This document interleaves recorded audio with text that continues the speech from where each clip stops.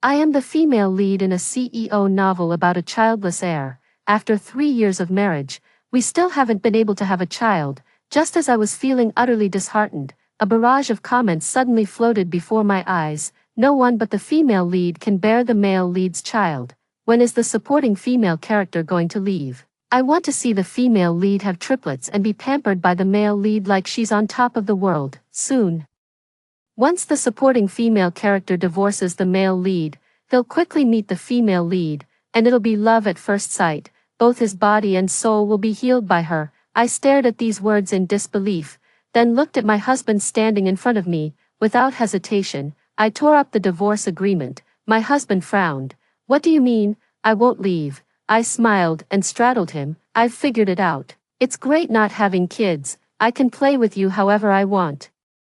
Lucas thought he had misheard. "What do you want to play?" He held down my wandering hands, his expression stern beneath his glasses. "This is the office, don't talk nonsense." "Right, this is the office," I just suddenly remembered. "We've been married for 3 years, and we've never tried it in your office before." Lucas was a bit stunned. He is a serious, rigid man with many rules. In the past, to please him, I held myself back and pretended to be a good housewife.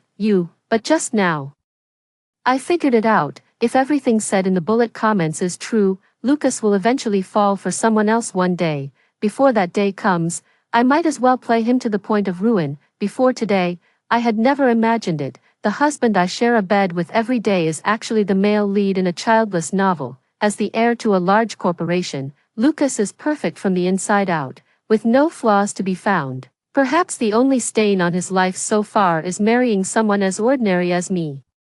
I used to think that not being able to get pregnant was my problem, or that Lucas deliberately didn't want me to get pregnant. I never expected I was wrong to blame him. He really does have a problem. As the bullet comments said, Lucas's infertility can only be cured by the lucky female lead. And what am I? An eyesore of an ex-wife, an extra tool person. At most, Lucas is just using me for practice. Only after meeting the female lead can he fully unleash his prowess and have triplets in one go.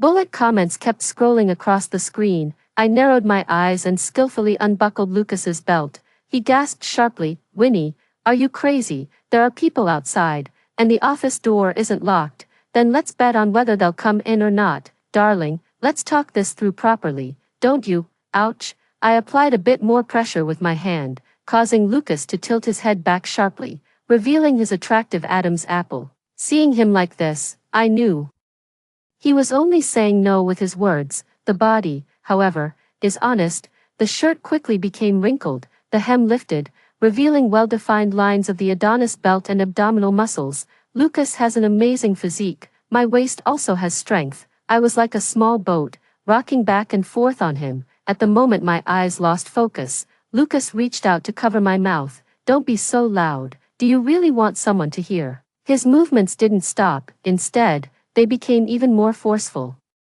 I glanced at the bullet comments. "Get lost. Supporting female lead. Get off the male lead right now. The male lead belongs only to the female lead. Damn supporting female lead." I smiled and leaned softly against Lucas's shoulder. "Honey, do you want to go again?" That being said, Lucas breathed heavily. After a long while, he let out a soft No one ever expected that Lucas would end up marrying me. We were university alumni. I had a crush on him for many years, but just like our backgrounds, Lucas had been the admired golden boy on campus since his university days, and my greatest quality is kindness and shamelessness. My shamelessness is mainly reflected in my relentless pursuit of Lucas. Countless people around me have told me, "Give up, you're not good enough for him," but none of them shook my determination. There's no shame in liking someone. I openly and honestly like him, and whether I'm good enough for him is not for others to decide, but I have one principle.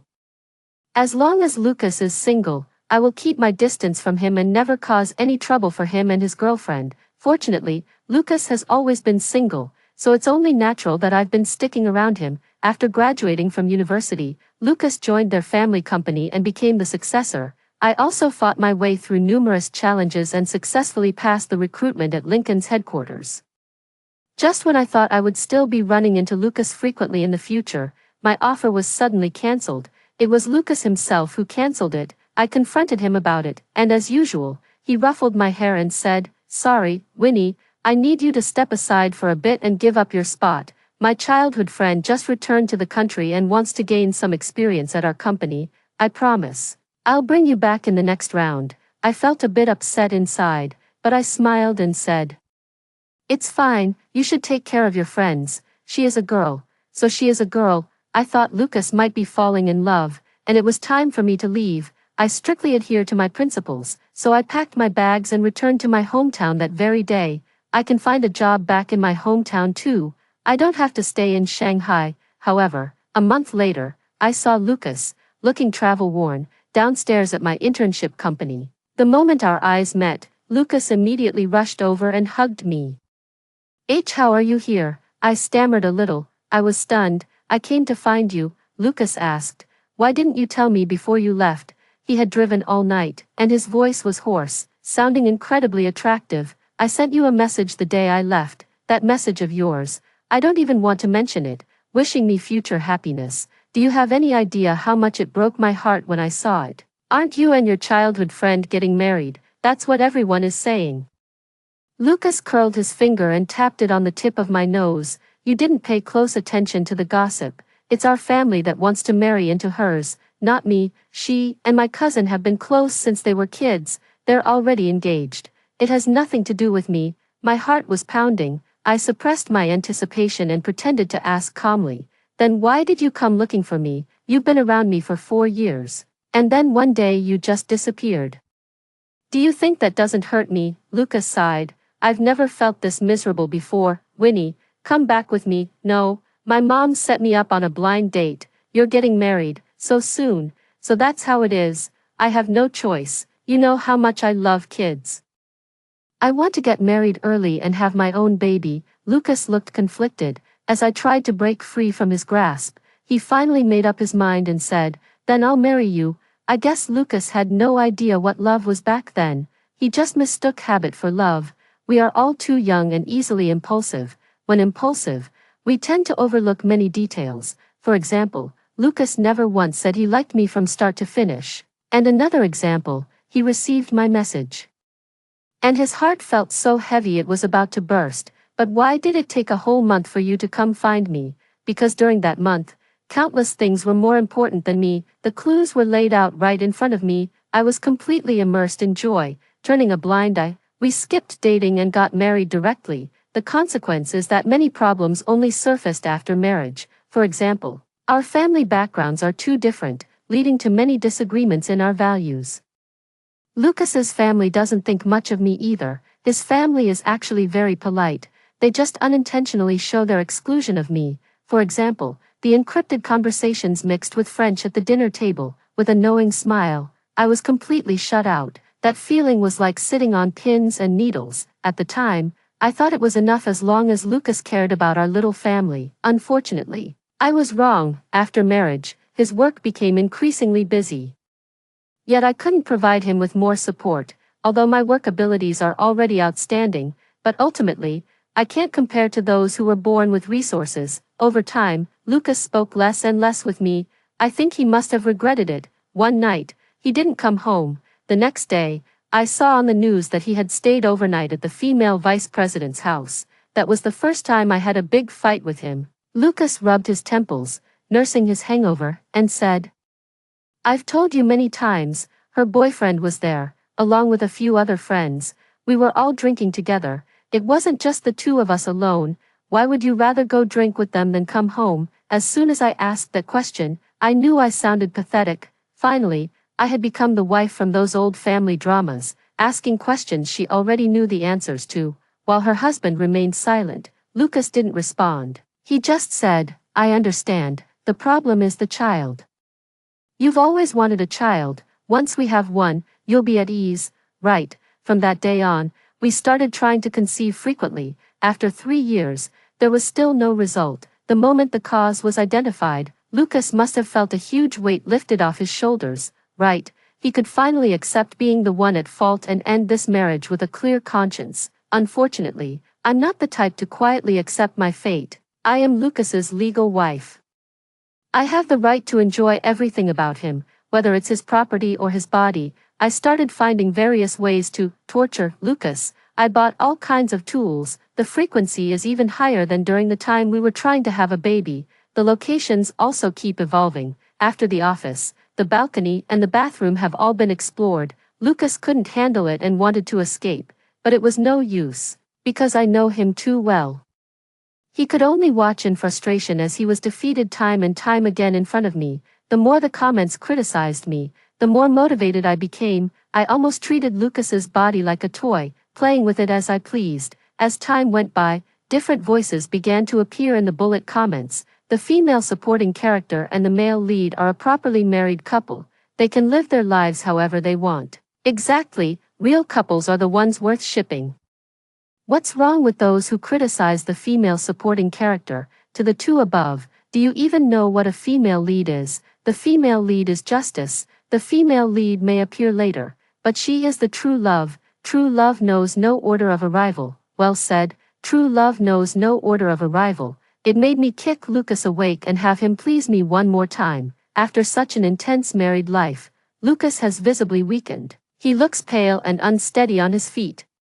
He doesn't even have the energy to hang out with friends and drink. After work that day, as soon as he got home, he was the first to speak. For example, "Honey, I applied for a day off today. I expressed a bit of regret, but I'm wearing new clothes today. No clothes are allowed." Before he could finish speaking, Lucas gasped for breath. I took off my coat and stood in front of him. I was wearing the new underwear I had just bought. A tempting glimpse that left more to the imagination.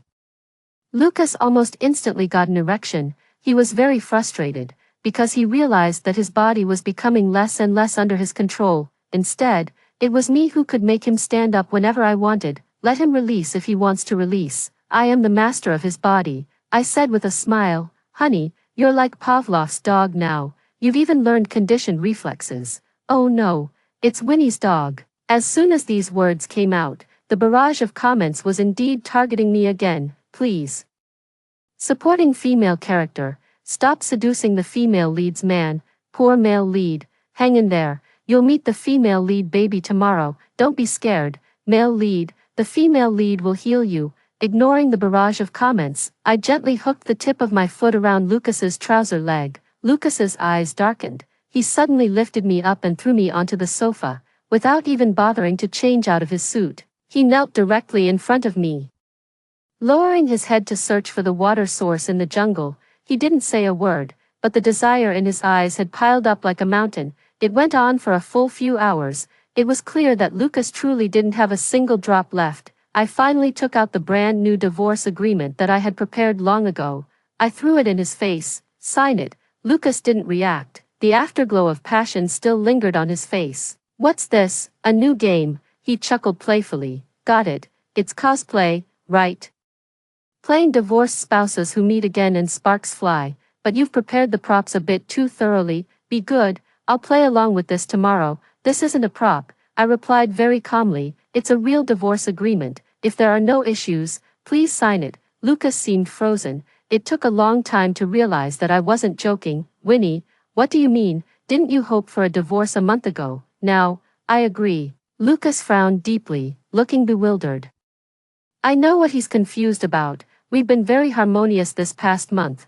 Although I've drained him dry, he actually enjoys it and hasn't brought up divorce again. Our marital relationship has also improved somewhat, but just at that moment, I dropped a bombshell on him. Lucas will never know. For this day, I spent a month healing on my own. When I first saw the barrage comments, I was actually upset for a long time. As Lucas's lawful wife, why do I have to live like such an extra? What exactly did I do wrong? Later, I gradually figured it out. He's just a man. I'm tired of playing, so I'll just switch. I can make way for the female lead. However, following the principle of first come, first served, I can play however I want during the marriage. I'll give it to her after I've had my fill. I won't lose out in the divorce. I want all the property and assets. I shook off Lucas's hand and pulled the suitcase out of the walk-in closet. Lucas said with a serious tone, "Are you being serious? I never joke about things like this." "Winnie, don't say I didn't warn you. You want a house, a car, and savings. That's all fine, but these things will eventually run out. Only by maintaining this marriage can you secure a continuous stream of benefits. Sometimes I really admire Lucas. How is that fair? Just moments ago, he was still engaging in dirty talk. Now he can seriously discuss benefits with a straight face. I said, I never cared about those so-called benefits. When I first liked you, it was just you as a person, nothing else was relevant. What about now? Suddenly you don't like me anymore, Lucas sneered. Is it because I mentioned divorce to you before, and it got to you?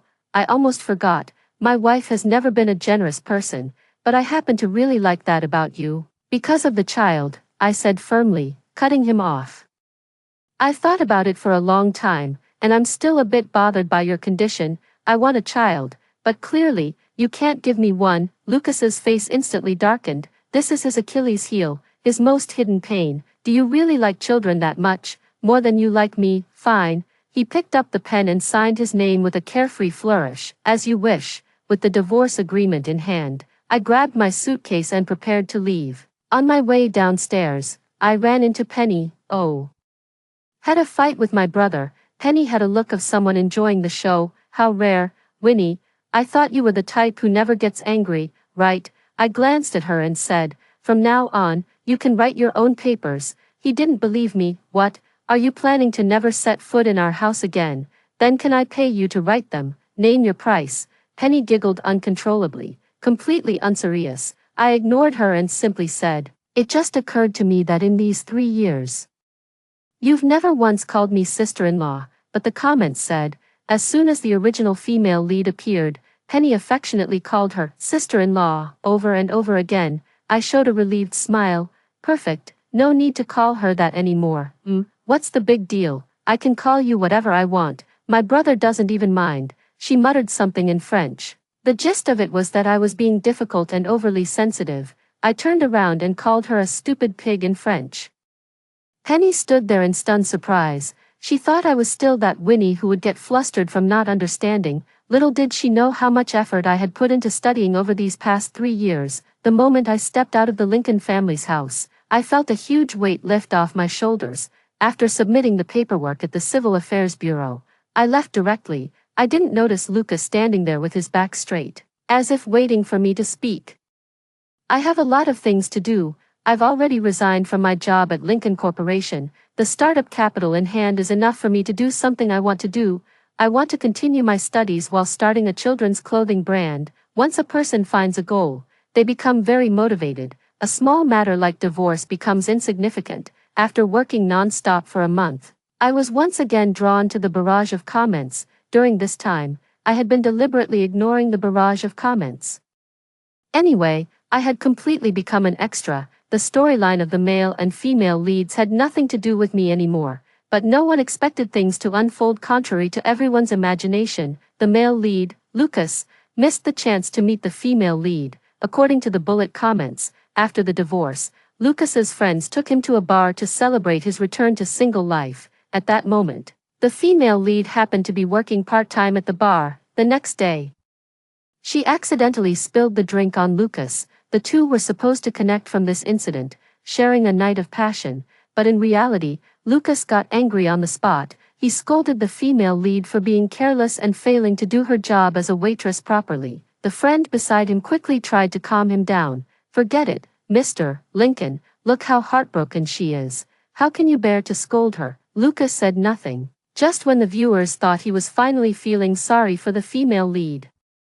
Lucas opened his mouth, but what he said was, this outfit was bought for me by my wife. Someone who had too much to drink lost the ability to read the room and said with a grin, what wife? She's already your ex-wife. The private room instantly fell into a deathly silence. Everyone looked at the unlucky fellow with pity. Lucas, however, smiled gently and said, thank you for the reminder. But the next day, Lucas unilaterally terminated all cooperation with that person. The barrage exploded with discussions, all analyzing why this had happened.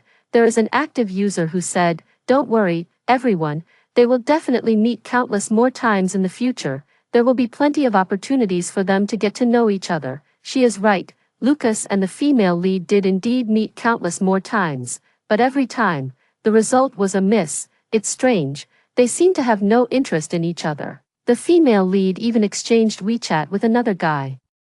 The complaints in the bullet comments grew more and more each day. Where's the female lead's pregnancy?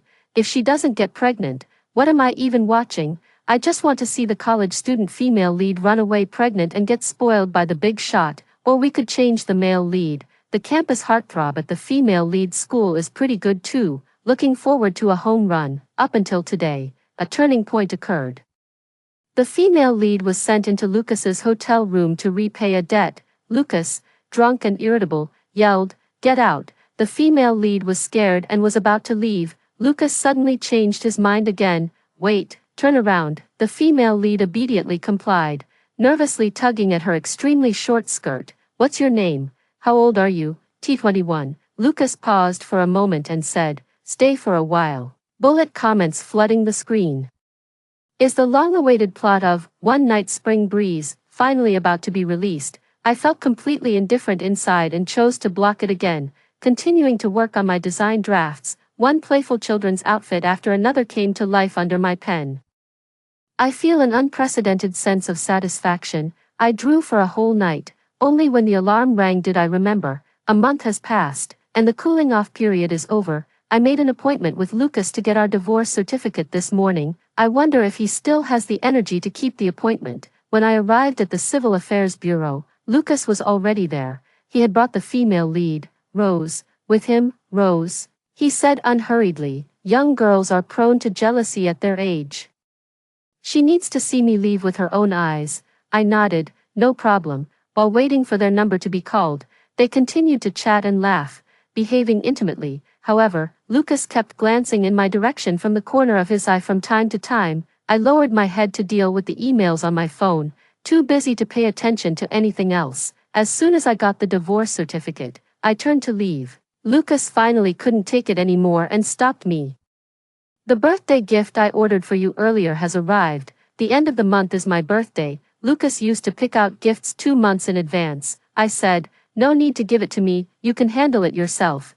"Then I'll give it to Rose. She really likes that emerald." "Winnie, are you pretending to be calm?" "What? Sorry, I was just thinking about something else." "What do you mean, pretending to be calm?" I looked up at him somewhat confused. Lucas smiled lightly. "I mean, that emerald ring you fell in love with at first sight. Are you really giving up on it?" "Yeah, I'm giving up on it."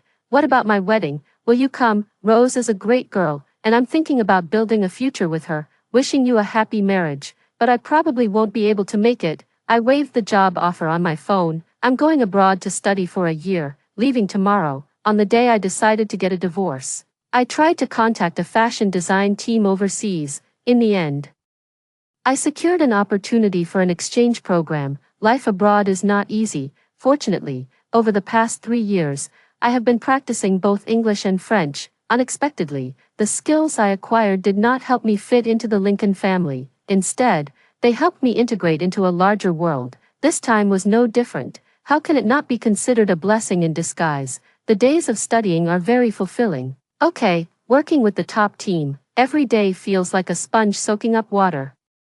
Before I knew it, Christmas had arrived. I have been living abroad for half a year. Lucas often sends me messages, but I never reply. I also keep the bullet comments blocked all the time. One day, at the studio downstairs, I unexpectedly ran into Penny. This girl has always loved flying all over the world, especially during Christmas, when she always goes abroad to join in the fun. I just didn't expect her to come looking for me. My brother got a little injured and is in the hospital now. "Do you want to come see him?" I retorted. "What does your brother's injury have to do with me? He was injured here, and the hospital is very close to your home. I wish him a speedy recovery. I have something to attend to, so I'll take my leave now." "Wait, my brother came all the way to see you. Can't you really meet him?" Penny looked anxious. I didn't ask. "What about Rose?" Because I already knew that Lucas and Rose had nothing to do with each other. The day I went abroad, Rose actually came to the airport to see me off. She said that if she didn't make things clear, she wouldn't be able to live with herself. That day at the hotel, Rose was unexpectedly recruited by Lucas to accompany him to get their divorce certificate. In return, Lucas would pay her a considerable sum. Such an incredible opportunity was something Rose couldn't possibly refuse. That night at the hotel, Lucas didn't even lay a finger on her. he just called the stylist to give Rose a makeover. At that time, Rose still didn't know what his intention was in doing this. It wasn't until the next day when she saw me and noticed the anxiety and fear in Lucas's eyes, she realized that she was meant to play the role of a catalyst. But Sister Winnie, I really can't sit still. I don't want to deepen the misunderstanding between you and Mr. Lincoln, so I must tell you the truth. Thank you, but this actually isn't important. This is important, she said to me earnestly, although Mr. Lincoln's methods were wrong. I can see that he doesn't want to divorce you. I smiled but didn't refute her. For the first time, I carefully observed Rose, the original female lead. She actually has many strengths. Such a vibrant girl, in the original story, could only prove her worth through pregnancy. What a pity. Without thinking, I asked her, "Are you really short on money?" "Yeah, my mom is sick, and I'm raising money for her medical expenses. I'll cover it." "I'll cover your mom's medical expenses. In exchange, you need to study hard and find what you truly want to do." From then on, Rose devoted all her attention to her studies. Her life also entered a new trajectory. "Are you going or not?" Penny's question snapped me out of my thoughts. She still hopes that I can go visit Lucas. I turned to leave, but she stopped me again. "Hey, please, just go see him. Since you left, my brother hasn't been doing well. Whatever misunderstanding there is between you two, can't you just talk it out? And, I admit, I used to be hostile toward you because I thought you were only with my brother for his money, but now I realize I was wrong. I'm sorry, sis, don't call me sister-in-law." I glared coldly at Penny. She immediately fell silent, no longer as arrogant as before. After walking away, I faintly heard her making a phone call behind me. "No way, bro, your method isn't working. My sister-in-law doesn't feel sorry for you at all. You suffered those injuries for nothing. I've actually thought about it before too. Now the plot has completely deviated. Lucas hasn't fallen for someone else either. Do I still need to insist on leaving him?" The answer is yes. Even without Rose, our marriage should have ended, because when Lincoln's family ostracized me, Lucas never took it to heart. Because when people ask why he married Winnie, he would only calmly reply, "She was the best choice when I had the impulse to get married." When these words reached my ears, I could only smile awkwardly. Actually, this conversation had a follow-up. Someone at the scene then asked, "What about now? If Mr. Lincoln were to meet his wife today, would he still consider her the best choice?" Lucas was silent for a moment and said, "No, now, I wouldn't consider marriage." Later, it was rumored in our circle that Lucas regretted marrying me. My friends were outraged on my behalf, but I thought to myself, this probably isn't just a rumor. In my marriage with Lucas, there was only sex and my one-sided love. My husband never truly opened his heart to me, and I am already tired. I don't want to try anymore. Perhaps this is the best place to stop.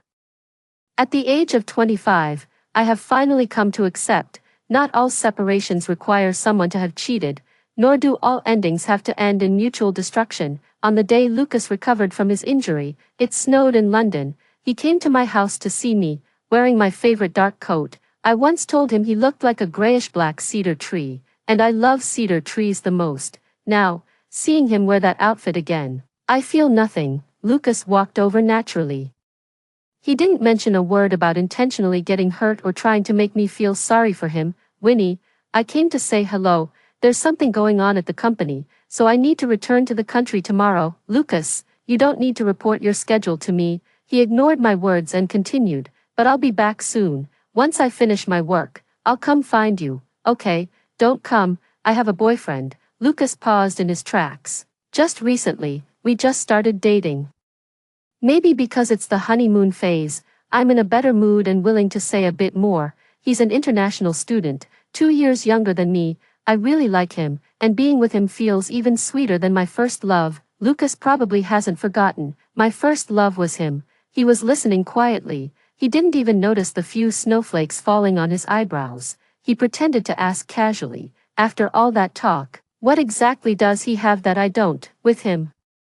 "I have hope of starting a family of 3. We can too, Winnie. We can adopt. You can adopt as many as you want. I can afford them all." As if trying to prove he hadn't lost, Lucas stubbornly asked again, "What about money? Can he give you financial freedom?" "He doesn't lack money, but I don't need him to be my safety net either." "What about in that aspect? Can he risk his life to indulge in every wild fantasy you want to play? Can he stay up all night going crazy with you? Of course. He's very young and full of energy, I answered smoothly. Suddenly, Lucas seemed frozen in place. He got the answer he least wanted to hear. Have you too done it? The question was obvious. I just got divorced. I'm not becoming a monk. At the end of the conversation, I made a plea to him. For the sake of the time we spent as husband and wife, could you please not disturb us? When did this happen? Lucas opened his mouth. His eyes vacant, he just couldn't seem to figure it out. Why was I able to walk away just like that? Why was he the only one who couldn't move on in the end? After Lucas returned to his home country, I cut off all contact with him. On one hand, it was because all the property division procedures were nearly completed, so there was no need to stay in touch anymore. On the other hand, it was also to reassure my new boyfriend. No one knew how much time had passed. That day, when I got home carrying the bag, I realized there was an extra item inside the shopping bag, an emerald ring. My new boyfriend got really jealous and gave me a hard time. In the end, I held my waist and deleted Lucas right in front of him. After Christmas came the Spring Festival. They don't celebrate the Spring Festival abroad. New Year's Eve in Beijing time is afternoon in London. I'm still working on the design draft. Suddenly, I realized it's been a long time since I've seen the bullet comments. I wonder if those readers are still around after the plot shifted. Sure enough, the barrage became sparse and quiet. Only a small number of people remained. Suddenly, someone typed, "Happy New Year, Baby Rose." Even though they knew the character couldn't see their blessings, they spontaneously filled the screen. Lucas, "Happy New Year." Penny, "Happy New Year." In these bullet comments, I saw one, Winnie, "Happy New Year. Wishing you success in your career." I whispered to the air, "Thank you." But I didn't let them hear. Just think of me as a virtual character, briefly accompanying them through this reading time, and that's enough. However, thanks to these bullet comments, even from overseas, I know that Lucas did not have a good New Year. He almost had to rely on medication to fall asleep. Occasionally, when he walked into the closet and saw the clothes I had left behind, he would instinctively say, "Honey, today we..." He stopped abruptly, remembering that he no longer had a wife. In the vast room, there was no one left to respond to him with, "What's wrong today?" At the same time, Penny found out about his illness. Penny said, "Bro, are you stupid? You can still have kids through IVF even with azoospermia. Do you think I don't know that?" Lucas smiled bitterly. IVF causes a lot of suffering for the woman. The egg retrieval needle alone is 35 centimeters long, and she has to take so many medications. I don't want her to go through that much hardship. Penny was speechless. After a while, she muttered, "If you love your sister-in-law so much, what took you so long? What's wrong with me? Haven't I treated her well? Although you haven't made any fundamental mistakes, you can't really say you've been good either." Penny studied his expression and, seeing that he wasn't angry, continued, "Before, it was because you never stood up for her that I would play harmless jokes on her. Ahem. And also, your work partners thought the same. They believed you didn't care about her, so they gave her a hard time behind your back." Penny's voice gradually softened, and her expression grew uncomfortable. "No, the more you say, the more I regret it. I'm at fault too. Neither of us siblings are good people." Lucas lowered his eyes. It turned out that what he had experienced before wasn't the most painful. From now on, the real torment begins. Next April, I went back to my home country. My father had a minor surgery, so I went home to check on him. Lucas rushed to the hospital to see me upon hearing the news. "I heard you broke up, everyone says so." I laughed in disbelief. "Lucas, did you have someone follow me?" "No, the Chinese community in London is quite small. It's easy to find out with a little asking around. It was just a normal couple's argument. We made up a week ago." Lucas lowered his head somewhat dejectedly. "I have a silk scarf tied around my neck."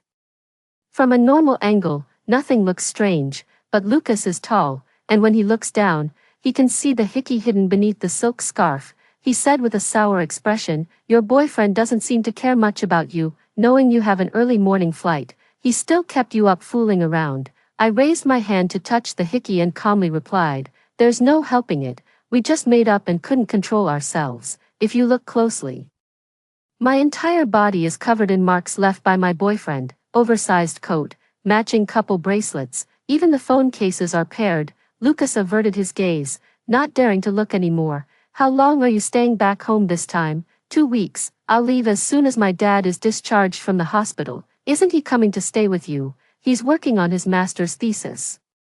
Winnie, don't you ever want to live a unique lifestyle, have two boyfriends, one abroad and one at home? I thought Lucas was joking, but he actually looked completely serious. I can be your domestic partner, I won't disturb your life normally, and I won't let him find out. Let me accompany you during your time back home. Lucas, get a grip, that's called being the other woman. He ignored my sarcasm and continued on his own. We know each other inside and out. So you should feel at ease with me, I'm clean, plus, I can't get you pregnant, so in that regard, it's absolutely safe. No one is more suitable for this role than me. Don't joke around. Who says so? I'm not joking, Winnie. I want to come back to you. I want to change. I'm already pregnant. Lucas froze in an instant. What did you say? I said softly, word by word. Lucas froze completely, firmly nailed to the ground, motionless. We all cherish this child and plan to hold a wedding in the country by the end of the year.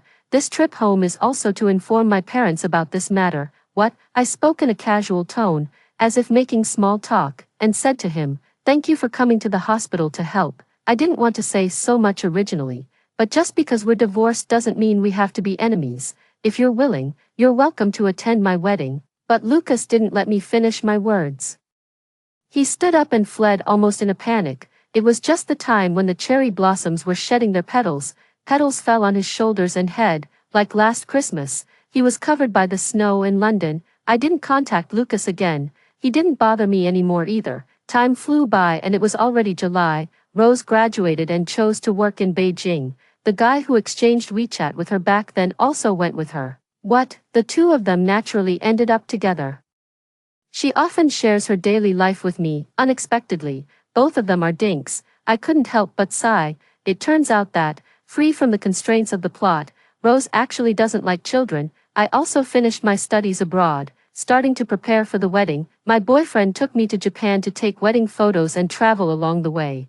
While visiting the tourist spots, I unexpectedly ran into Lucas. I'm not narcissistic enough to think he came here because he was following me. But I didn't see anyone else around him. I politely asked, Mr. Lincoln, why are you here alone? I'm pregnant, can't I travel alone? He reverted to his usual distant attitude. I nodded, sure, of course it's fine, traveling alone is very unique. He didn't respond to my teasing. Instead, he lifted a small bouquet, held it in front of the phone camera, and took a picture. Back in college, he once asked me which place in the world I most wanted to travel to. I said Kamakura, pretty much. When I was a kid, I liked Rukawa Kid. If I ever get to go, I must buy a bouquet of flowers and take some beautiful photos by the Kamakura seaside. Alright, then let's go together. I'll take the photos for you. After all these years, we finally stand here together, but could no longer walk together. Behind me, my boyfriend had finished buying things and called out to me, Winnie, I'm here. I snapped out of my thoughts, turned around, and ran toward my boyfriend. Ah, my little ancestor. Slow down, be careful of your stomach. He quickly came forward and gently embraced me. Suddenly, the last bullet comment flashed before my eyes. The end, let's celebrate with flowers. Is it over already? I turned around and found that Lucas had already left. He had placed that small bouquet of flowers on the shore. The sea gently rolled in, carrying away a card, only one sentence above. 8 years late. I love you very much. It suddenly occurred to me, so he still remembers. After hearing the first story above, what are your thoughts? Feel free to share your opinions in the comments section. Next, there is another similar story. Let's continue to see. I am mute and married the president without heirs. All of high society mocked me, but at an elite banquet, I had morning sickness. Howard Miller's face was gloomy. I haven't touched you. Whose child is it? I didn't explain. I hid and gave birth to twins, a boy and a girl. Howard watched as the child increasingly resembled him and fell into deep thought. In the middle of the night, he wrapped his arms around me. Darling, how did you get pregnant? Let's prove it one more time. If you don't say anything, I'll take it as a yes. Before marrying Howard, I already knew he was sterile. At 18, he had climbed a tree to retrieve a kite for his childhood friend, Tina. but he accidentally fell from the tree. A stone on the ground struck him right in a vital part.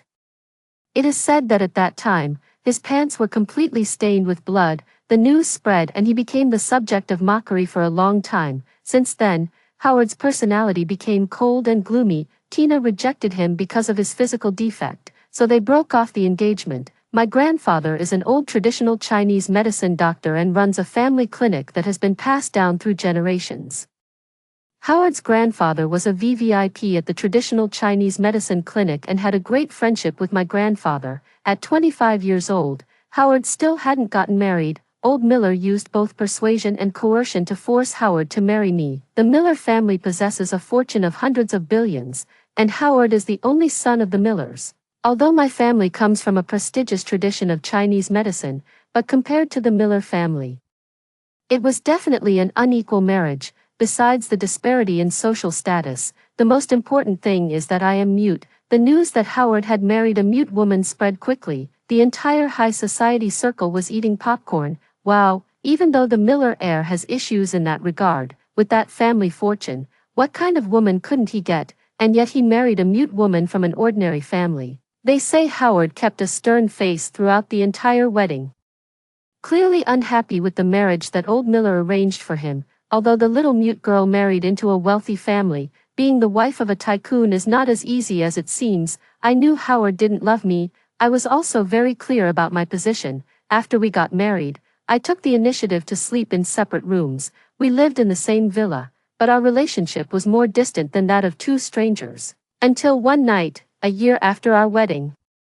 Howard came home after his social engagements. He drank alcohol and got wet in the rain. At midnight, he had a high fever. I went to his room to take care of him. He was sleeping deeply and wouldn't wake up even when shouted at. I took his temperature, 39.5 degrees. If I couldn't give him fever-reducing medication, I had no choice but to resort to physical methods to bring it down. I unbuttoned his shirt. My gaze fell on his well-defined abs, and I couldn't help but swallow hard. Howard had a face and body that were perfect to the extreme. Moreover, he came from a good family. If it weren't for that problem in that aspect, because of which Tina broke off the engagement, it would never have been my turn. I filled a basin with warm water and cleaned his body with a towel.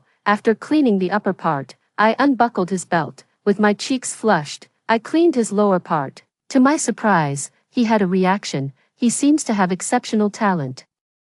At that moment, my mind was filled with flirtatious thoughts. I wanted to see how it felt with a 39.5-degree fever. I also wanted to check if the medicinal stews I had prepared for him during this first year of marriage had taken effect. In this year of marriage, we have treated each other with the utmost respect, not to mention sharing a bed. We haven't even held hands. Now, asleep, he has shed his usual coldness. He looks so vulnerable that it makes one want to take advantage. I threw the towel and carefully sat on his lap. The pain came quickly and left just as quickly. 3 minutes later, the tears on my face hadn't even dried when it was all over. It looks very good to the eye, but it's completely useless. After a while, I suddenly got scared. When he wakes up and finds out I took advantage of him while he was asleep, will he be furious? A thought crossed my mind. I can't let him find out. Anyway, the experience wasn't good either, so I might as well pretend nothing happened. I helped him get dressed and quietly slipped out of his room. The next day, Howard's fever had gone down. I went downstairs for breakfast, feeling as guilty as a thief and not daring to look at him. Fortunately, he seemed unaware of the beastly things I had done to him the night before. He remained as indifferent to me as always, as if I were just a decorative object in this house. I was equally indifferent to him, since I was born unable to speak. I am quiet and full of insecurity around others, accustomed to minimizing my own presence. We finished breakfast without exchanging a single word. He got up to go to work at Miller Co. I sighed in relief. What happened last night became a secret I kept deep in my heart. I thought I would never mention it again, but to my surprise, 3 months later, I got pregnant. How did I get pregnant after just one time if I was supposed to be infertile? It seems my family's traditional herbal remedies really work. I don't know how to confess this to Howard. I haven't found the opportunity to do it either. That day, Howard sent a haute couture dress home. As I looked at the dress, not knowing what to do, Howard's phone rang. Did you receive the dress? Try it on, see if it fits you well. Tonight, accompany me to dinner. I knew I couldn't refuse, but still, they called to tell me. I had no choice but to accept. We've been married for a year. And he's never invited me to a social event. Besides, in those kinds of situations, I would feel out of place, and I don't really want to go either. I was about to send him a message to say I didn't want to go. I hadn't even finished drafting the message when he sent me one. Grandpa specifically asked me to bring you to the dinner, so get ready. Since he brought up Grandpa, I'll go along with him. I replied, okay, night. 8 o'clock, the driver came to pick me up by car. I've always been a simple person, so I felt very uncomfortable wearing that haute couture dress. The moment the car door opened, I thought I saw a flash of admiration in Howard's eyes. Once inside the vehicle, he noticed my discomfort. Indifferently, he remarked, "You look beautiful dressed like that, be more confident." Although I didn't know how sincere his praise was, I at least felt a little less insecure. This is the first time I have attended a high society party. I followed behind Howard. And as I entered the banquet hall, I attracted everyone's attention. My hearing is extremely sharp, and I could barely hear their whispers. Oh, so this is the mute wife that the Miller heir inherited. She's quite pretty, but she lacks elegance and class. You can tell she's a country bumpkin who hasn't seen anything of the world. Did Howard really bring her to the banquet? Isn't he ashamed? My palms were sweaty, and I felt the urge to hide. But Howard suddenly squeezed my hand and whispered, "Don't be afraid. If anyone dares to mock you, I'll go by their company later." His words made me laugh, and I regained my composure and elegance. He handed me a glass of apple juice. When I smelled the apple juice, I suddenly felt nauseous. I covered my mouth with my hand, barely holding back the nausea. I quickly walked to the bathroom. Behind them, Mrs. Williams and Mrs. James were whispering, "Wow, Mrs. Hua is experiencing morning sickness." But wasn't Howard infertile? How did she get pregnant? Howard's gaze turned icy as he reprimanded in a cold voice, "What nonsense are you talking? My wife just has an upset stomach." Mrs. Williams and Mrs. James immediately apologized. "It was just a joke, Mr. Howard, don't take it to heart." When I came out of the bathroom, I saw Howard waiting for me in the hallway. "Since you're not feeling well, I'll take you home first. If you don't want to attend these kinds of banquets in the future, you can refuse." I nodded and followed him back home. Howard called the family doctor to examine me. I waved my hand to indicate that I was already fine. I went back to my room to rest and noticed that the pregnancy test I had left on the sink had disappeared. I quickly went downstairs to ask Mrs. Wang if she had seen the pregnancy test. As I was going down the spiral staircase, I ran into Howard face to face. In his hand, he was holding that pregnancy test. In the room, Howard asked me with a furrowed brow, "Sherry, are you pregnant?" It seemed I could no longer hide it. I nodded. His face grew darker and darker. "I haven't touched you. Whose child is it?" He hadn't touched me, but I had touched him. I remained silent. I didn't know where to begin. I couldn't just confess to him that 3 months ago, I had taken advantage of his feverish and unconscious state to force myself on him. It's not something I can be proud of. I don't dare to say it. Moreover, at that time, I didn't have his consent. Even though we are legally married, I still violated his will. It was my fault. It was a moment of madness. I was carried away by lust. I am guilty. I made an "I'm sorry" gesture to him. His face darkened even more. I don't know if it was a misunderstanding, but I admitted that I had another man outside. He remained silent for a long time before asking, "Do you plan to have this baby?" I had already gone to the hospital for a checkup and it turned out to be twins. The doctor said the baby is very healthy. I nodded. "Yes, I intend to have it." Howard's eyes were shining red, as if he was suppressing the fury in his heart. He thought for a moment and said coldly, "I respect your decision. I'm not so generous as to raise another man's child. I'll send you abroad to give birth, and after the child is born, we'll get divorced." He mentioned divorce, perhaps not only because he believed I was carrying another man's child in my womb. The truth is, he never really liked me, nor was he satisfied with the marriage arranged by his grandfather. The pregnancy simply gave him an excuse to ask for a divorce. Gathering my thoughts, I nodded. If when the time comes he insists on getting a divorce, I can let him go and give him his freedom. A shadow of disappointment crossed Howard's gaze. On grandfather's side, I'll keep it a secret for now. To the outside world, We'll say we sent you abroad to treat your vocal cords. I made an okay gesture with my hand. He stood up and left my room. Howard blocked the news of my pregnancy. He sent me abroad and settled me in a villa, in addition to 3 nannies who took care of me. He also hired a driver and 2 personal doctors. One doctor was responsible for my health during pregnancy, and the other helped me treat my vocal cords. He also gave me a credit card with no spending limit.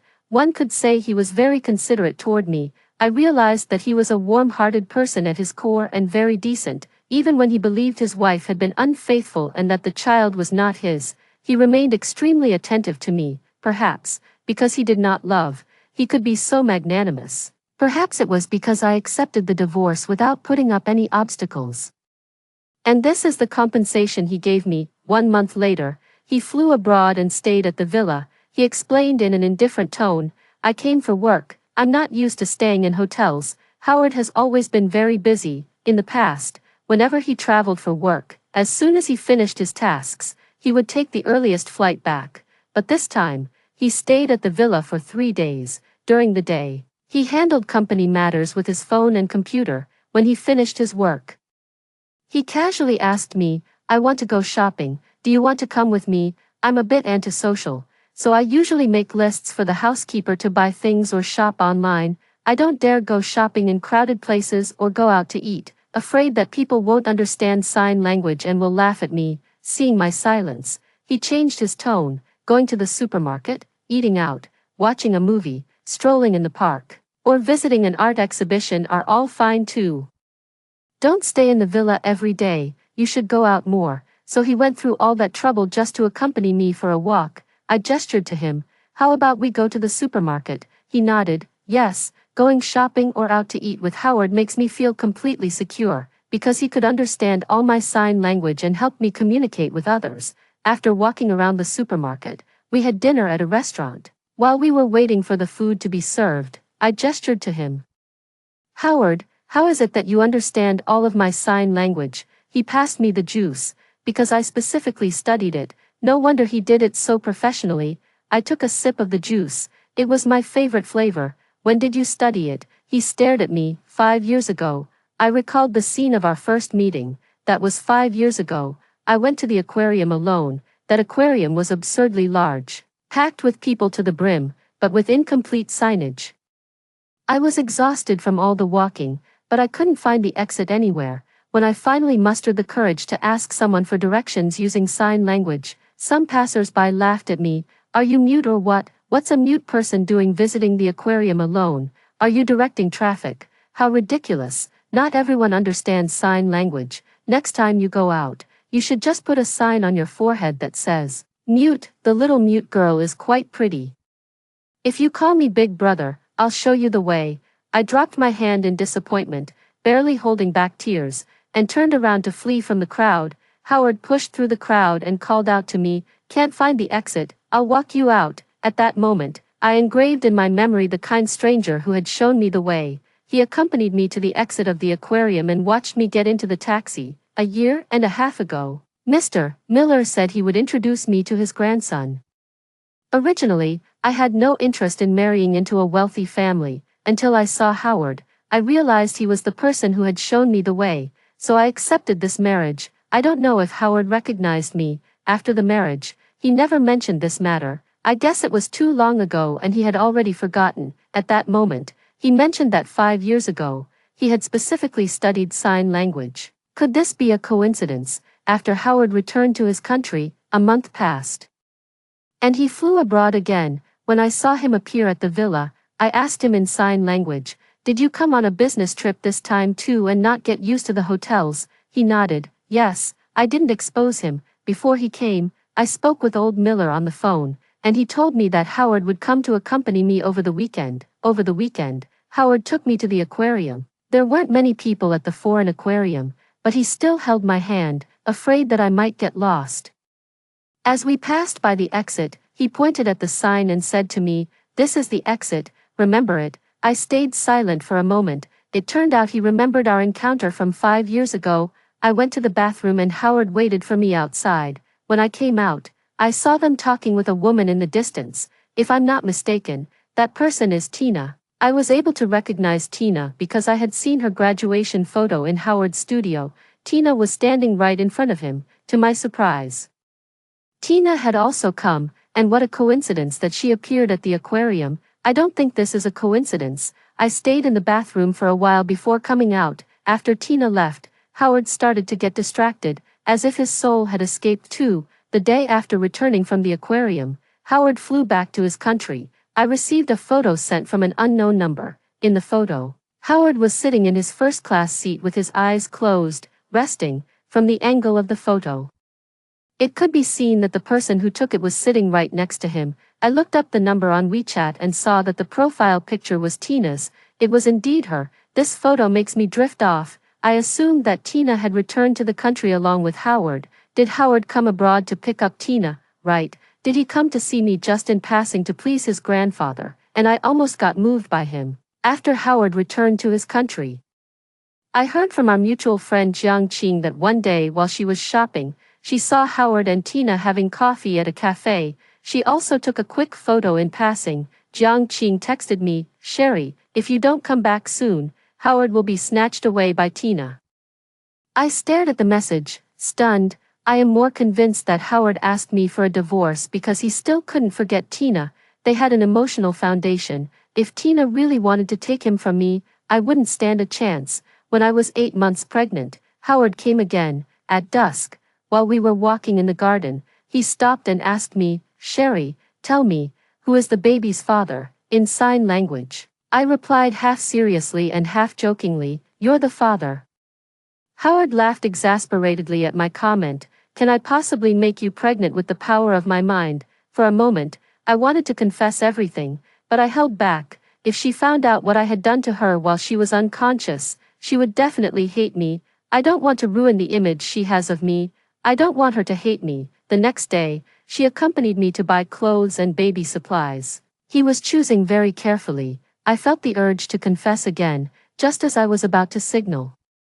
His phone rang. Out of the corner of my eye, I saw that the caller was Tina. He stepped away from me and went aside to answer the call. I watched from a distance. It seemed he was arguing with Tina. Both of them were having a phone dispute. This is something I yearn for but cannot attain. During this time, the results of the vocal cord treatment have not been satisfactory. The doctor said it's a slow process. What Howard wanted was a healthy partner, someone he could talk to, flirt with, even argue with, but who would always respond to every word.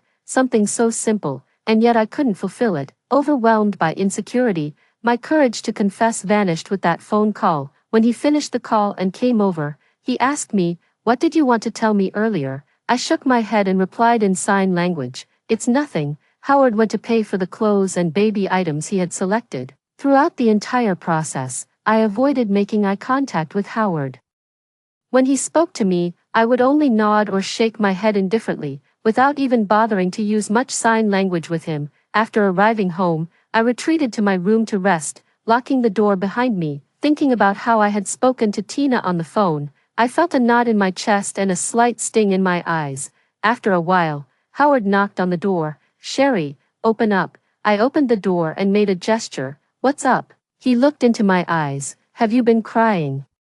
I waved my hand in denial. "No." He continued to ask, "Did it bother you that I answered that call?" I shook my head. "I'm not sad, just a little tired." "No, I know you're sad. If you're sad, you can express it. Don't keep it inside or give me the silent treatment. Language is just one form of expression.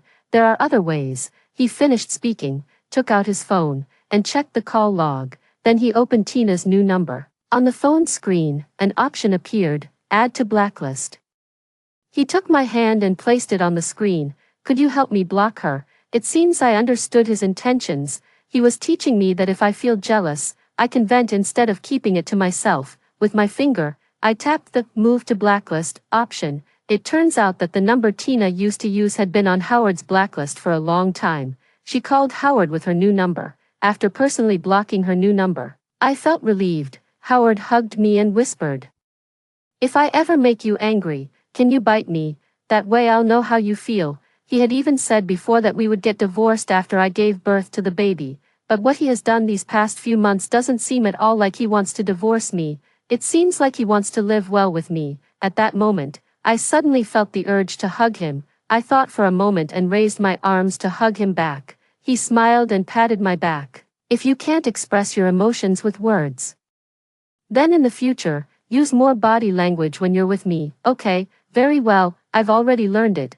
In the blink of an eye, the day of delivery arrived. Howard received the news, cancelled his current work, bought the nearest flight, and flew here. I gave birth to a pair of twins, a boy and a girl, without complications at the hospital. The baby was just born and hasn't developed yet, so it's impossible to tell who they look like.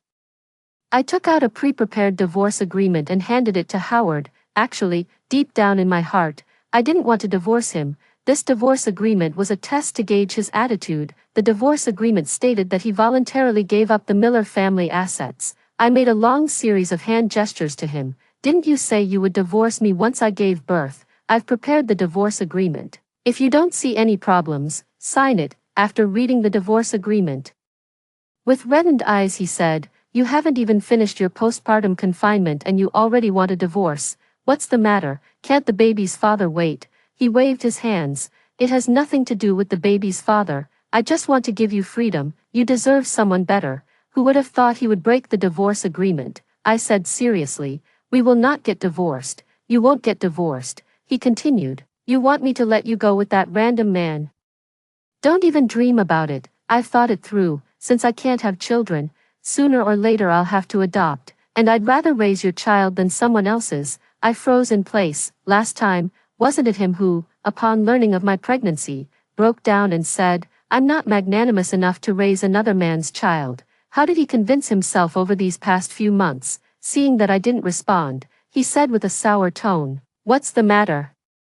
Is that random man waiting for me to step aside? He never came to see you even when you were pregnant.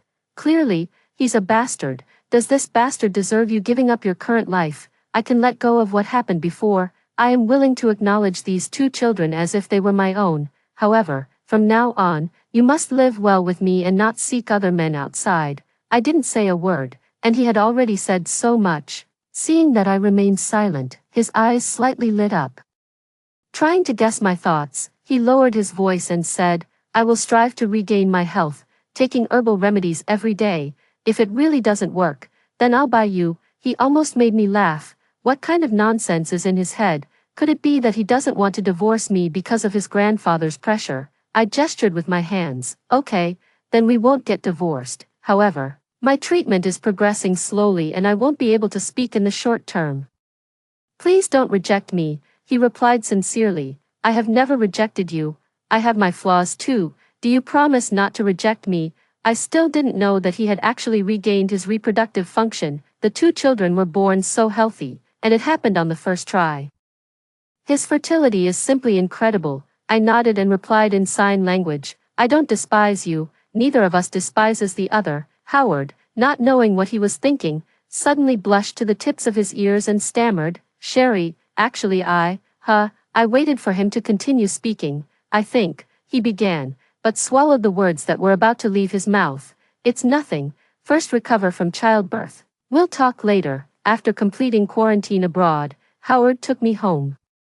He told Old Man Miller, "This is the child we adopted." Surprisingly, Old Man Miller didn't say anything either. He just sighed and said, "Well, our Miller family cannot be left without descendants. An adopted child is still a child." After speaking, he even consoled himself by saying, "I can also say that I've improved. Now I'm a great-grandfather. It's worthy of celebration, truly worthy of celebration." It seems Howard's generosity is inherited from Old Man Miller. Mr. Miller personally named the two children. The twin brother is named Andy, with the nickname Little Orange. The sister is named Winnie, with the nickname CC. Mr. Miller shared the good news with my grandfather. "You're a great-grandfather now. Sherry and Howard have adopted twins," my grandfather said happily. "Sherry told me, we must celebrate." The two drank a healthy glass of wine to celebrate. Mr. Miller loves Chingzi and CC. They took them to the old Miller family residence to raise them, hiring 4 professional nannies specifically to take care of the children. I went to work at my grandfather's traditional Chinese medicine clinic. For now, I was in charge of preparing medicines at the pharmacy, a job that didn't require talking and suited me perfectly. Howard would come to pick me up from work every day at 5 in the afternoon, and together we would go to the old residence to see Chingzi and Cece. On weekends, we would bring the two siblings to live with us. I brought a lot of medicinal foods from the traditional Chinese medicine clinic. I prepared stews for Howard every day to strengthen his body. He cooperated a lot and always finished everything I served him. One night, I went downstairs to get some water. Howard was also in the kitchen. When I finished drinking water, I turned off the lights and prepared to go upstairs to sleep. He held me tightly and said meaningfully, "Wife, sleeping in separate rooms affects the marriage." It was I who proposed sleeping in separate rooms after marriage. Is he trying to sleep in the same room as me to cultivate feelings? But I'm not mentally ready yet. Seeing that I didn't respond, he didn't push me too hard. However, he didn't let me go either. He kissed me gently while tilting his head, as if I were a fragile treasure. As his kiss deepened, the feeling of excitement grew like an uncontrollable vine, intertwining our hearts and causing flowers to bloom in unseen corners. I don't know how much time had passed, but suddenly his nose started bleeding. I turned on the light and wiped the blood from his nose with a tissue.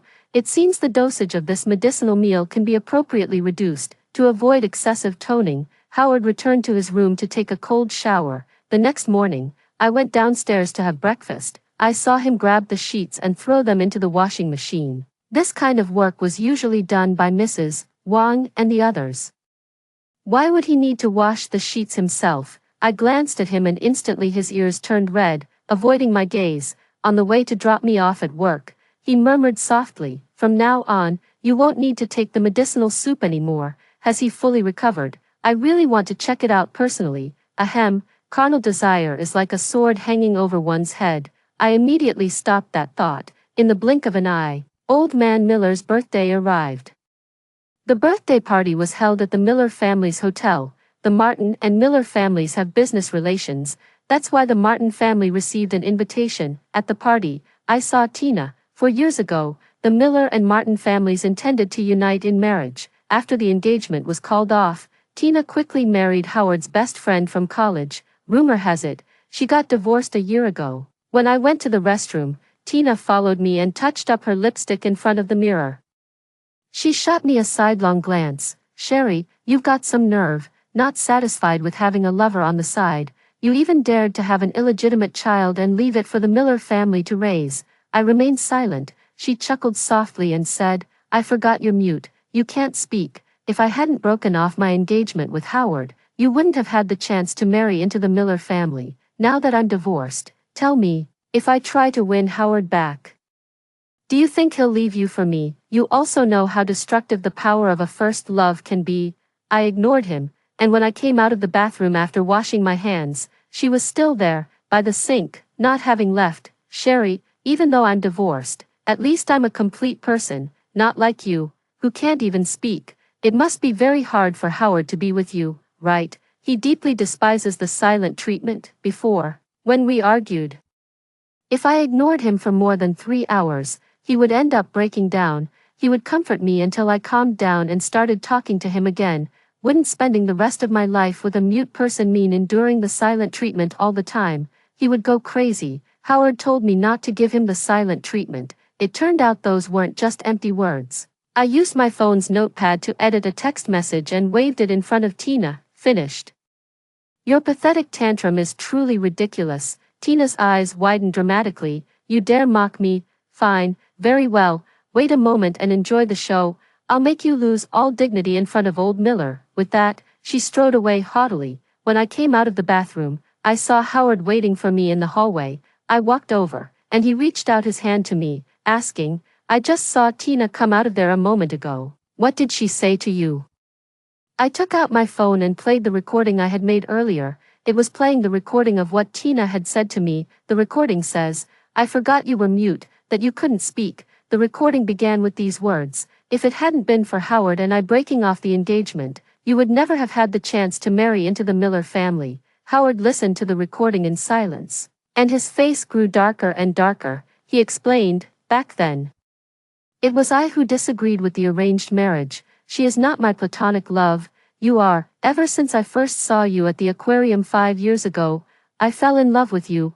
I know you have social anxiety, and I have my own flaws too, so I've only been silently watching you from the shadows. My grandfather set up this blind date for us, not because of his friendship with your grandfather, but because he knew I'd been in love with you for years. It was me who asked to marry you, so this was the truth. I had always misunderstood him. When I first married into the Miller family, I thought he didn't like me and was indifferent toward me. In reality, it was because he liked me too much, but felt inferior due to his own imperfections. That's why he didn't dare to cross the line. I asked in sign language. So what happened between you and Tina at the aquarium? The aquarium. He thought for a moment and explained, that time abroad, it was a chance encounter. She saw us walking around the aquarium, and when you went to the bathroom, she came over to talk to me, asking me to remove her from the blacklist. I refused. Later, when I went shopping with you to buy baby items, she called from an unknown number, begging to get back together, threatening to tell my grandfather about your pregnancy if I didn't agree. I argued with her precisely because of that. But her threats had no effect on me. I've never had a relationship with her. At most, we're just ordinary friends. I climbed the tree out of mischief to pick wild fruits, not to help her retrieve her kite. Rumors are truly terrifying. They can turn white into black. I still had another doubt in my mind, so I took out my phone and searched for the photos that Tina and Jiang Qing had sent me. One was a photo taken in first class on the airplane. Howard explained, Sherry wasn't on that flight. This photo was secretly taken by the passenger in the next seat, who knew Tina and sent it to her. The second photo is from a coffee shop. Howard shook his head. I never had coffee with her in a coffee shop. This photo is edited. Jiang Qing and Tina are best friends from college. Their intentions are obvious. It seems Tina bribed Jiang Qing to sow discord between us. He confessed so many things to me. It was about time I confessed to him too, at that moment. The mansion's butler approached and said, Young master, young madam, Tina is causing trouble. The old master requests your presence in the banquet hall. Howard and I exchanged a glance and quickly headed towards the banquet hall. It turned out that Tina had taken a bunch of photos secretly. In the photo, I appear with my pregnant belly while I was taking care of myself abroad. Tina took advantage of our absence with Howard to tell old man Miller, Grandpa Howard, Sherry lied to you, saying that the children were adopted by her and Howard, but that's not actually the case. These two children are Sherry's biological children. She has a lover outside of marriage, and the entire Miller family has been deceived by her. The crowd burst into exclamations. Really, what a scandal. Now I understand why Sherry disappeared for over half a year. It turns out she went abroad to give birth. It's unbelievable how bold she is. Having another man's child for the Miller family to raise. Howard is too generous, raising another man's child. Old Mr. Miller, with a gloomy face, scolded, What other man's son? This child is Howard and Sherry's biological son. Howard's hidden condition was cured a long time ago. Tina shook her head. Impossible. Didn't the doctors say he could never have his own children? How could it be cured? Yu's mother tried to cover Tina's mouth, signaling with her eyes. Xiao Tang, be quiet. Don't say any more. Tina insisted on speaking, determined to risk everything, and raised her voice. Grandpa Hua, if you want to protect Sherry, there should be limits. With so much of the Miller family's property, how can you just recognize anyone as the heir? Slap. Tina's father slapped her across the face and yelled, Shut up. He apologized to old man Miller with a forced smile. Mr. Miller, my daughter has gone crazy. I will take her home and discipline her properly. Please don't take offense. Old man Miller, with a cold expression, declared, Martin, the business between the Miller and Martin families ends today. From now on, we will no longer be partners, but competitors. Come on, kick the entire Martin family out of here. With an order from old man Miller, the bodyguards rushed forward and threw Tina's father, Yu's mother, and Tina herself out of the hotel. Tina never imagined that old man Miller would unconditionally stand up for me. Howard and I arrived late. Just as I was about to explain, old man Miller raised his voice. These two children are the biological children of Howard and Sherry. Howard has already recovered from his illness. From now on, anyone who dares to continue spreading nonsense will be facing the Miller family. No one dared to say another word. Old man Miller took out an imperial green jade bracelet and asked Howard to put it on me. Finally, everyone present believed old man Miller's words. That priceless bracelet is a family heirloom of the Miller family, passed down to the lady of the house. If the two children weren't Howard's biological sons, how could old man Miller have given the family bracelet to Sherry? My grandfather took me aside and said, "Sherry, before coming to the banquet, I already told old Howard that the children are yours and Xiaochuan's." Actually, after returning to the country, my grandfather had sensed that the two children were mine. He asked me who the child's father was. I said it was Howard. At that moment, he sighed with relief and didn't ask for more details. No wonder old Miller said so confidently that Howard's body had already recovered. Now, only Howard is the one still being kept in the dark. He thought that when old Miller said that, he was protecting his dignity in front of the others. He was thinking of finding the right time to come clean with Howard. The Miller family attacked the Martin family, and the latter soon went bankrupt. Tina was no longer the daughter of a wealthy family. To make money quickly, she became a high-end escort. Later, during a prostitution crackdown, she was arrested, appeared in the news, and her reputation was ruined. Chengzi and Cece grew up little by little. Cece looks like me, while Chengzi is starting to resemble Howard more and more. Mr. Miller often took photos of Howard when he was a child and compared them to oranges. He laughed so hard he couldn't close his mouth. Ha ha ha, aren't they like two peas in a pod? Howard also noticed that the child looked very much like him. I couldn't understand how it was possible. That night, after taking a bath, he came to my room. "Darling, are the oranges and Cece really my own flesh and blood?" I nodded. Howard was overjoyed, but restrained himself as he spoke. "But we've never," with a flushed face. I pointed toward the bathroom, looking for an excuse to escape. "I've already prepared the water. I'm going to take a bath first." Even though I was mentally prepared, but I still couldn't say it. I didn't know how to express it. When I got out of the shower, Howard still hadn't left. What's more, he had laid down on my bed with 3 buttons of his shirt undone. "Darling, I'm sleeping in your room tonight." Now that I know I am his first love, this marriage was something he meticulously planned. What reason would we have to sleep separately? I climbed into bed and slipped under the sheets. He wrapped his arms around me, breathing in my scent. "Darling, you smell so good." I blushed but didn't pull away, letting him hold me. Gradually, just holding me was no longer enough for him. He kissed me cautiously and, seeing that I didn't resist, grew bolder and bolder. He conquered me step by step. "Wife, how is a baby conceived? Let's demonstrate it one more time. If you don't say anything, I'll take it as a yes." I'm mute. How am I supposed to say anything? However, Howard said that if you couldn't express your emotions with words, then you should use body language. I wrapped my arms around his neck. With my body language, I told him I was willing, in a hoarse voice. He asked, "Last time, was it you who took the initiative while I had a fever and was unconscious?" I covered his lips to stop him from speaking further. My initiative was like lighting a fire in his heart. He responded with ardor. The contained tenderness was instantly replaced by a torrent of possessive desire. He kissed me with depth and ferocity, as if wanting to melt me into his very blood and bones. Outside, the moonlight began to fade. When the first rays of dawn filtered through the curtains, I already felt completely exhausted. I didn't even have the strength to lift an arm. He was still full of energy, contemplating his next move. The first time was when he had a fever and was unconscious, so the experience wasn't very good. After that night, my perception completely changed, and the test results left me very satisfied. Howard told me that the last time he had a fever and was unconscious, he could actually feel what was happening. He also said that he often dreamed of me.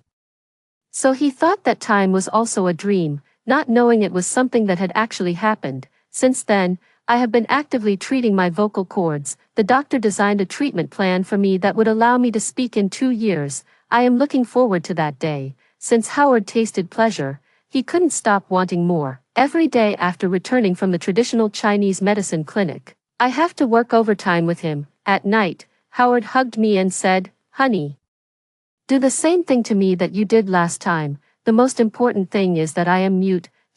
I shook my head and gestured. "No, I'm tired from work today," he said considerately. "Then lie down, I'll massage your shoulders." I lay face down on the pillow and he massaged my shoulders. I feel so comfortable that I almost fall asleep. I watch how focused and hard he is while massaging. I think to myself that I'm actually not that tired. If I don't push myself too hard, it wouldn't be bad either.